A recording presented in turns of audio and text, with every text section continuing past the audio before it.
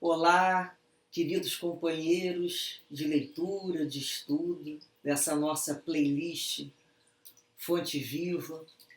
É uma grande alegria podermos estar juntos por mais um dia, na bênção do tempo, e que possamos cada dia mais valorizar um instante de nossas vidas como um milagre em que podemos utilizar sempre ao nosso favor, em favor do próximo.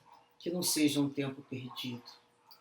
Que possamos a cada dia pedir a Deus o discernimento, o entendimento das suas leis divinas, para melhor nos compenetrarmos das verdades e entendimento no nosso caminhar. Que possamos pedir sempre a Deus a orientação, a sabedoria, pedindo as bênçãos aos guias e mentores espirituais para que nos protejam, nos direcionem, com as bênçãos do Mestre Jesus sempre. Essa luz maior que nos atrai e nos orienta.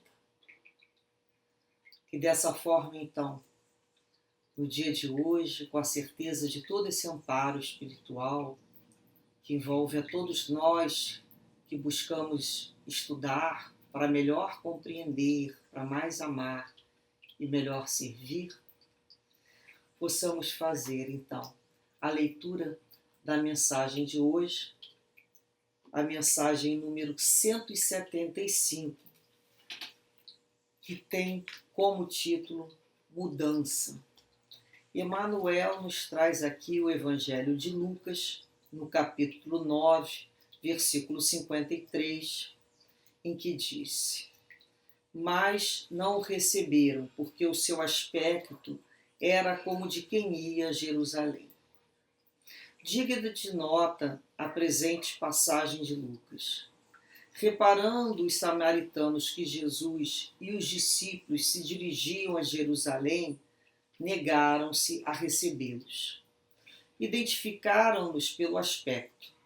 Se fossem viajores com destino a outros lugares, talvez lhe oferecessem hospedagem, reconforto e alegria. Não se verifica até hoje o mesmo fenômeno com os verdadeiros continuadores do Mestre? Jerusalém para nós simboliza aqui testemunho de fé. E basta que alguém se encaminhe resolutamente a semelhante domínio espiritual para que os homens comuns, desorientados e discutidores, lhe cerrem as portas do coração. Os descuidados, que rumam na direção dos prazeres fáceis, encontram imediato acolhimento entre os novos samaritanos do mundo. Mulheres inquietas, homens enganadores e doentes espirituais bem apresentados possuem, por enquanto, na terra, luzida assembleia de companheiros. Todavia, quando o aprendiz de Jesus acorda na estrada humana, verificando que é indispensável fornecer testemunho da sua confiança em Deus, com a negação de velhos caprichos, na maior parte das vezes é constrangido a seguir sem ninguém. É que habitualmente em tais casos o homem se revela modificado. Não dá a impressão comum da criatura disposta a satisfazer-se. É alguém resolvido a renunciar aos próprios defeitos e anulá-los a golpe de imenso esforço para esposar a cruz redentora que o identificará com o Mestre Divino. Por essa razão, mesmo portas adentro do lar, quase sempre não será plenamente reconhecido, porque seu aspecto sofreu metamorfose profunda. Ele mostra o sinal de quem tomou o rumo da definitiva renovação interior para Deus, disposto a consagrar-se ao eterno bem e a soerguer seu coração no grande caminho. Companheiros, o texto, sempre vem muito a calhar para todos nós. Falar em mudança. Emmanuel foi muito feliz em trazer esse aspecto aqui de Lucas, dessa passagem de Lucas, né? A questão dos samaritanos e dos judeus. Era uma discussão antiga, um ponto de vista causador de briga, desavença entre esse grupo, sobre a questão do local que o templo deveria ser edificado. Para os samaritanos, o templo deveria ficar no Monte Gerizim. E para os judeus, deveria ser em Jerusalém. E naquele momento, Jesus, mesmo se colocando como príncipe, o Messias esperado, o que acontece naquele momento para os samaritanos? Quando eles percebem que Jesus se direciona para Jerusalém, é como se, de alguma maneira, eles estivessem indo a favor de um determinado grupo, que seriam os judeus. Foi uma visão estreita, né, pequena, e não perceberam ali uma oportunidade de convivência maior com o Mestre, que esteve junto a todo aquele grupo. E ele coloca, né, Emmanuel falou que ele foi identificado pelo aspecto. E nesse momento, dava ali o testemunho de fé que seria em Jerusalém. Eles se fixaram na questão do local. Por isso Jesus vai explicar a mulher samaritana lá no poço de Jacó, tirar a dúvida dela, onde é que deveria, né, se adorar a Deus? No Monte Gerizim ou em Jerusalém? E Jesus diz, né, que o melhor local para adorar a Deus é em espírito e verdade, é dentro do próprio coração. Ele já tinha feito a explicação à mulher samaritana, que é uma explicação para todos nós. Verdadeiro adorador do Pai é aquele que respeita e vive dentro da sua lei, que o ama como Pai, em espírito e verdade, ou seja, de todo o coração e com toda a sua grandeza de raciocínio e de consciência. E ele vai colocar a questão aqui que não basta, né, que alguém se encaminhe a semelhante domínio espiritual para uma situação dessa. Quer dizer, para os samaritanos, a questão se baseava em localização. E Jesus vem espiritualizar toda essa questão. Então ele vem espiritualizar a questão da terra, qual a casa que está prometida junto ao Pai. Ele vem espiritualizar toda a lei maior que foi trazida. Jesus veio dar cumprimento a essa lei. Então ele não iria se prender a essas questiúnculas, né? Mas realmente, no mundo, os homens agem assim. Os seres ainda estreitos de concepção cerram as portas do seu coração ao outro por essas questões de domínio, que a gente pode dizer de domínio territorial. Qual é a sua religião? Para onde você se encaminha? Aonde você vai? Como se isso fosse a única coisa que importasse e não o que vai dentro do coração do outro. Nós temos que tomar muito esse cuidado para não nos tornarmos, né, aqueles fanáticos religiosos, ou aqueles dogmatistas, ou aquelas pessoas que isolam o outro por uma questão de lugar. Nós não fazemos acepção de lugar onde as pessoas vão. Isso seria um contrassenso. Nós não vamos voltar para aquela época das cruzadas, não vamos voltar para a época das guerras religiosas. Cada um que se encaminha onde se sentir melhor. O respeito ao outro. Mas Emmanuel traz aqui a questão da mudança, porque ele diz aqui que eles repararam no aspecto, eles foram identificados por uma questão de aspecto. Um aspecto aqui, ele já demonstra além do lugar, a forma como ele se colocava. E a gente vai trazer esse pensamento, né, que é um pensamento abstrato, Manuel soube colocar muito bem nessa situação, para os nossos dias de hoje. Né? Quantos as pessoas que continuam dentro da forma de viver que sempre viveu, entre os seus pares, os seus iguais, eles são bem acolhidos. Mas basta, né, a mudança da criatura, que ela comece a mudar, quando ela começa a se negar, é um processo de negação aos próprios caprichos, ela vai caminhar, seguir sem ninguém. Vamos ver essa parte aqui.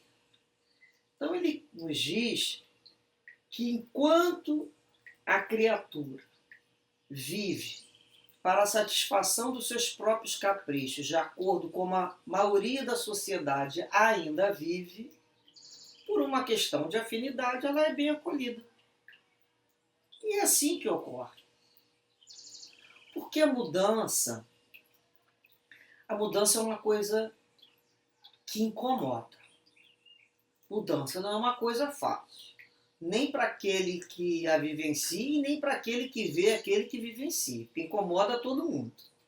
Não é assim?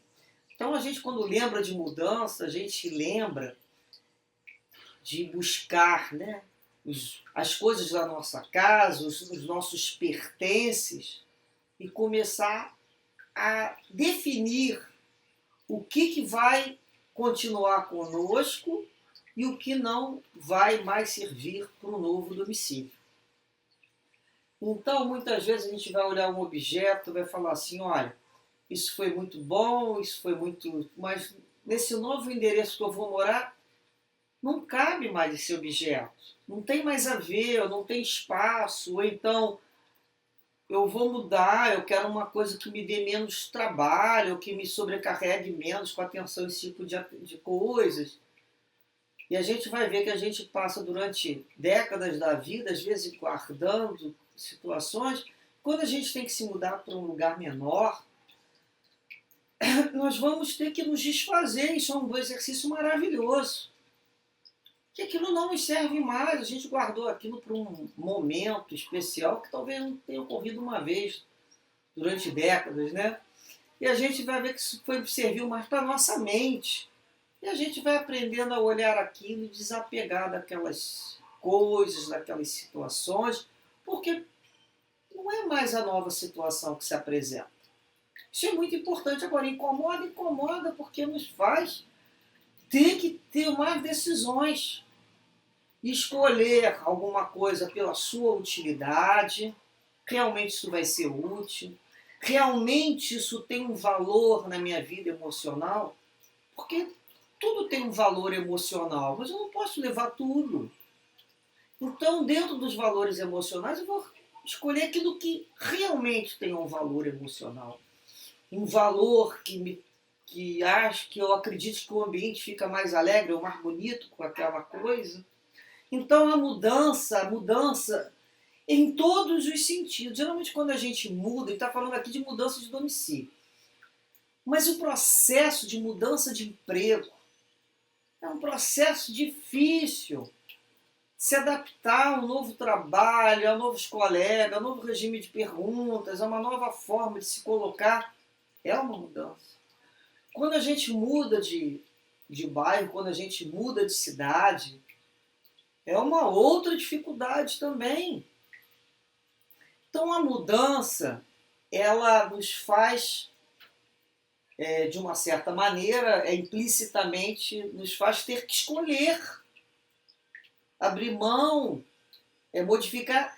Isso mexe com a gente. mexe com a casa, mexe porque a gente vai sair do lugar comum, do lugar que a gente estava acostumado a viver, que não dava muito trabalho. Eu já sabia onde estava tudo naquela casa. Quando eu for me mudar, eu vou ter que fazer outras escolhas, onde é que aquilo vai ser guardado, eu vou ter que modificar. E a gente não percebe como isso é bom para os nossos neurônios, né? As conexões, as sinapses novas ali que precisam ser realizadas, porque aquilo ali já foi mais do que acostumado.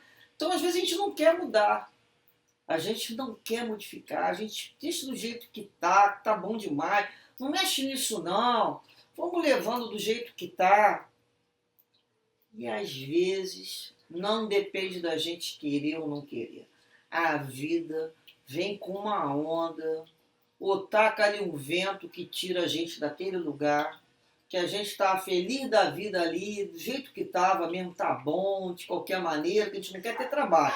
A vida dá aquela balançada, aquela mudada de situação e nos faz sair daquela coisa comum para uma coisa nova. Então, a vida que vai nos obrigar a modificar. Então, essas mudanças incomodam também aos outros que convivem com a gente, porque, de uma certa maneira, faz com que eles parem para pensar. Eles estão vendo um movimento. E esse movimento os faz refletir sobre a própria vida. Será que não seria o momento deles olharem, né, o seu mapa de caminhada e realizar alguma mudança? Então é um movimento que passa a incomodar o outro porque estava tudo igualzinho, até a forma do outro se identificar. Mas as afinidades, aquilo foi mudado, aquilo foi rompido. Então ele vai falar aqui que nesse momento o homem que caminha junto com a sociedade na questão material de viver para satisfazer os prazeres, necessidades e caprichos puramente do instinto, ele é bem recebido em qualquer lugar. Ele vai chegar ali, aquilo tudo para ele vai ser sempre uma festa, tudo para ele sempre vai ter que ter comida, bebida, muita gargalhada, muito papo pesado, porque senão para ele não tem emoção. A emoção dele e a alegria daquela criatura é viver e se alimentar somente daquela maneira.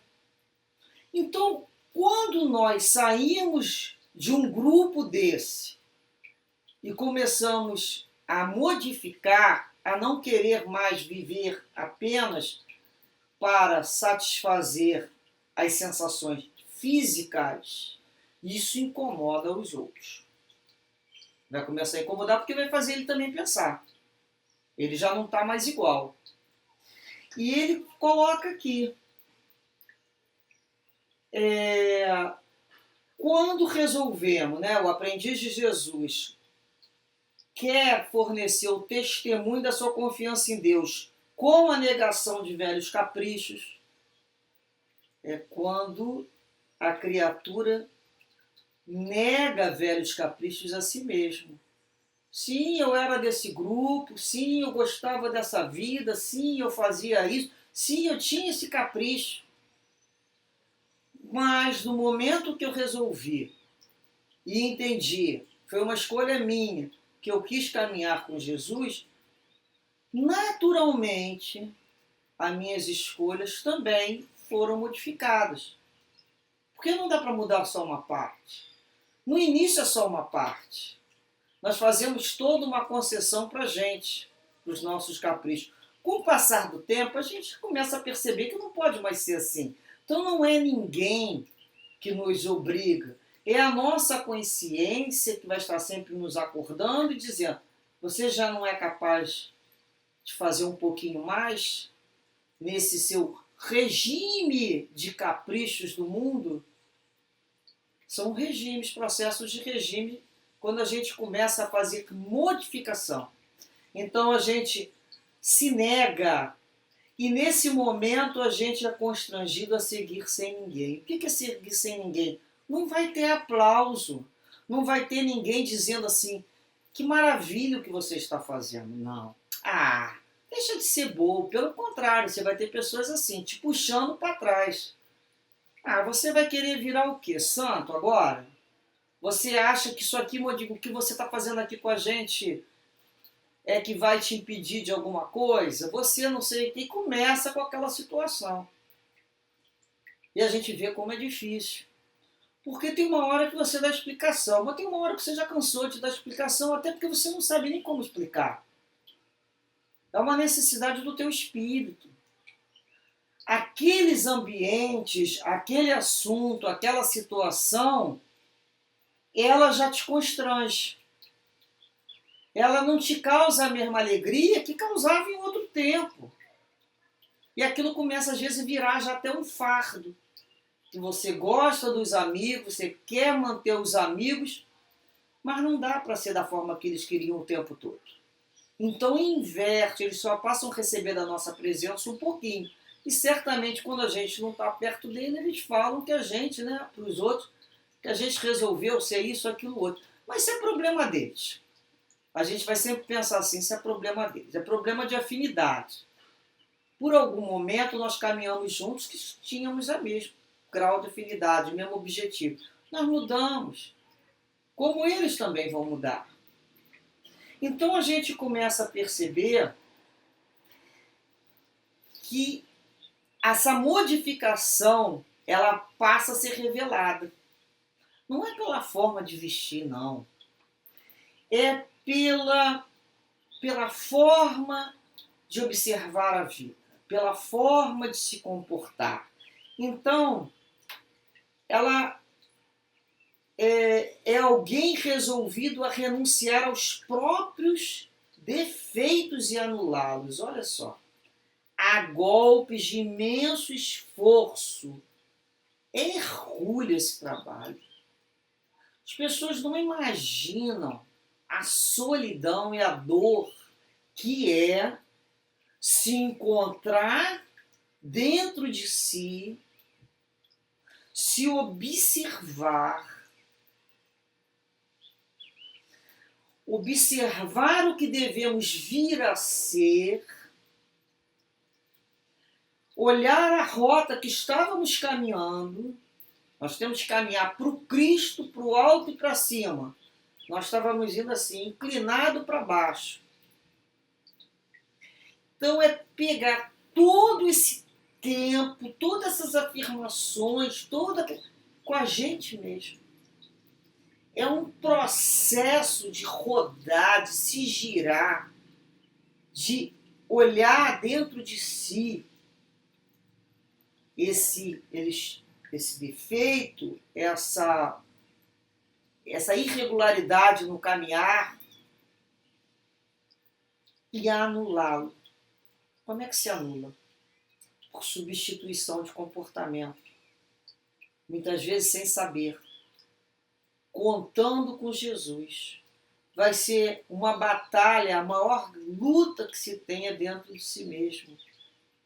Então, o que o outro está pensando é só mais um detalhe na vida que a gente vai ter que solucionar.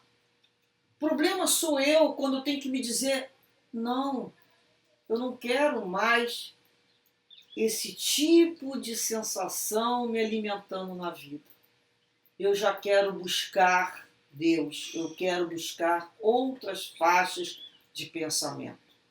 É um outro tipo. Não é esse tipo de alegria, da inquietação, da algazarra. Não que isso não seja legal, veja bem. Mas não é só isso. É outro tipo de alimento que dificilmente um grupo vai ser capaz de dar dessa maneira. Eu já encontro quando eu estou dentro de uma casa espírita, reunida na prece ou no momento do passe, trabalhando junto com outras pessoas ali organizadamente. Quando eu estou ajudando aquele outro, ali meu coração começa a perceber o que é verdadeira alegria. O que é dilatar esse coração, essa emoção? Porque meu objetivo é aprender a amar como Jesus me amou, nos amou. Então, ele vai falar aqui, por essa razão mesmo, né, dentro do lar, vai acontecer de não sermos plenamente reconhecidos. Dentro da nossa própria casa. Não estamos mais aqui nos outros, nos amigos de outrora, de inúmeros vícios. Nós estamos falando aqui da nossa família, que também não nos reconhece mais, porque nós éramos previsíveis. Diante de uma situação, nós tínhamos uma resposta na ponta da língua. Diante de outra situação, nós atacaríamos. Diante de tal situação, nós pegaríamos o nosso na frente. Enfim, nós éramos previsíveis. Só que nós tivemos uma metamorfose profunda. Ele utiliza essa expressão metamorfose. Seu aspecto sofreu metamorfose profunda. Foi o Emmanuel que usou essa expressão. O que é metamorfose, né? É uma mudança. O significado da palavra metamorfose é de mudança. O nome do texto é mudança. Então é uma mudança profunda. Então nós vamos ver muito essa mudança profunda, essa transformação. A gente lembra sempre da transformação do animal, que é um ser e depois se transforma em outro, né? De lagarta, ela entra lá no casulo, passa por um processo de metamorfose, de mudança, rompe o casulo e dali sai uma borboleta. E no sentido figurado? No sentido figurado, é a mudança das nossas aparências, a mudança do nosso comportamento, a maneira de pensar. Isso é uma metamorfose no sentido figurado do indivíduo, de um comportamento de indivíduo, ser humano. Então, ele vai dizer aqui, Emmanuel, que mostra o sinal de quem tomou o rumo de uma definitiva renovação interior, uma mudança para Deus, né? Interior, disposto a consagrar-se a Deus e reerguer, soerguer seu coração num grande caminho. Então ele decide raciocinar, observar o que lhe faz doer, ele observa que a causa daquela dor está num comportamento, a dor não é a causa, a dor é só uma consequência, e ele começa a se observar, que comportamento ele está tendo, o que ele está de contrário à lei de Deus, e cada vez que ele coloca o modelo de Jesus com ele mesmo, ele começa, Jesus para cima, ele começa a sair da horizontalidade da vida, dos seus prazeres materiais, das satisfações plenamente sensoriais de aspecto físico, para a questão, né, junto com o Cristo, de verticalidade. Isso é muito importante. Já são outros aspectos. É do espírito, é o pão da alma. Então ele começa a se reorganizar, se redirecionar para caminhar com Jesus. Ele sai desse chão da casa do comum, do previsível, da matéria que atrai. O espírito, as coisas da vida espiritual passam a acordá-lo. E ele desperta, ele levanta. E é muito importante. Então ele vai sofrer uma metamorfose, ele não vai ser reconhecido. Ele era aquela criatura agora, ele é outra. E nós vamos pensar, né? Inúmeros personagens que a gente pode dizer, que a gente conhece do Evangelho, passaram esse processo de transformação. A gente vai lembrar de Maria de Madalena, transformação desse espírito, meu Deus, que força foi aquela que ela teve dentro de si, que ela encontrou para sair daquele chão tão mundano. Ela conseguiu. A gente vai ver a questão de Saulo se metamorfoseando em Paulo. Olha, a gente não precisa de maiores exemplos. Então a gente começa a pensar, puxa, eu quero também me metamorfosear. Eu também quero sair dessa situação de lagarta que rasteja na vida da matéria, na vida comum, para ser aí a borboleta que vai voejar cada vez mais alto. E nós paramos para pensar nessas mudanças. Será que nós já reparamos a mudança que estamos sofrendo? Às vezes o outro ainda não reparou, às vezes o outro é desconfiado com a gente ainda. Porque ele nos conhece, ó, de antigas reencarnações. Ele fala, não, isso aí não mudou não, é difícil. Então a gente não tem crédito do outro. E daqui a pouco ele começa a perceber que as nossas respostas não são mais tão previsíveis assim. Estão mudando nossa forma de ser. Mas vamos além. Nós já percebemos a nossa mudança? Nós estamos nos sentindo criatura com mais resistência aos nossos maus hábitos? Nós já temos mais essa força interior de vencer esses caprichos antigos? É tão difícil quanto nos primeiros dias? Nós já nos percebemos criaturas mais indulgentes com o outro, com uma capacidade de compreensão melhor, quando tocamos o nome do outro, entendendo que ele tem os mesmos direitos que eu tenho, inclusive dos erros que ele comete? Nós já temos mais empatia, nos colocando melhor no lugar do outro. Nós já temos uma fala mais acolhedora e menos crítica, menos julgadora, menos rigorosa. Nós já oferecemos o outro respeito que gostaríamos de ter. E já entendemos que é uma grande vaidade achar que todos vão gostar da gente. É uma grande vaidade, né? Se Jesus, né, a gente sempre fala isso, se Jesus, que é Jesus, quando estava no ventre de Maria, não foi nem recebido naquela cidade, os hotéis e as pousadas, né, se fecharam ali para ele e para Maria. Nesse momento, os samaritanos também não os recebem, como ele também não foi recebido em outros lugares. Nós pensamos que vamos viver de que maneira? Quando falamos que queremos seguir Jesus. O que é seguir Jesus? Já paramos para pensar que ele não foi aceito? Se ele não foi, o que vai dizer então de mim? Que é escravo do escravo do escravo do Senhor.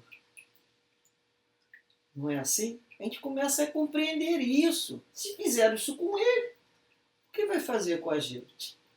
Então, quando nós mudamos, o outro vai fechar essa porta. Por raiva, por incômodo, por não ser capaz, ele gostaria de estar seguindo o nosso caminho, mas isso incomoda, mas ele ainda não tem força. Por inveja, por a gente não estar mais participando daquele grupo, agregando aquilo a crescer cada vez mais. São aqueles amigos ainda da turma do... A gente fala da turma do ferrugem, como diria um amigo meu, que vão ficar lá incomodados, aqueles espíritos que eram daquele grupo, e vão fazer tudo para que a gente perceba. Então é aquele momento que nós vamos caminhar sem o aplauso dos outros, mas com o apoio do Cristo e da nossa consciência. Existe coisa melhor? Não. Depois que nós temos essa noção e sentimos dentro de nós a certeza do amparo espiritual, o resto todo é brincadeira de criança. Nossa, isso foi lá naquele tempo. Abrir mão, né, quando a gente se desapega de realizar o anseio do outro, do que o outro acha, o que o outro acha é com ele mesmo. Eu vou falar, olha, eu realmente me apresentei para você dessa maneira. Mas eu não sou mais assim. Você já percebeu. E é quando a gente passa a se respeitar a nossa mudança. Porque é uma mudança para ficarmos mais belos na alma. E é um esforço grande. Então a gente começa a economizar essa energia de tanta explicação para os outros, para concentrar essa energia nesse processo que estamos vivenciando de metamorfose. Ainda estamos no casulo? Certamente. Ainda estamos passando por um processo que desconhecemos como ele se dá. Nós só vivemos quando fazemos novas escolhas. Somos magneticamente cada vez mais atraídos para ele. A nossa consciência se expande, a nossa força de concentração aumenta, a nossa comunicação com os mentores se aproxima e não existe alegria maior do que essa, de vivenciar essa experiência. Então, companheiros, assim nos despedimos, desejando que Jesus abençoe e oriente todo esse nosso processo de metamorfose profunda nessa reencarnação, que seja verdadeira. Porque seremos, ao sair dessa vida, mais leves, borboletas que voam e que têm como companhia o perfume das flores. Muita paz, muita luz e muita resolução nesse momento. Muita paz. Graças a Deus.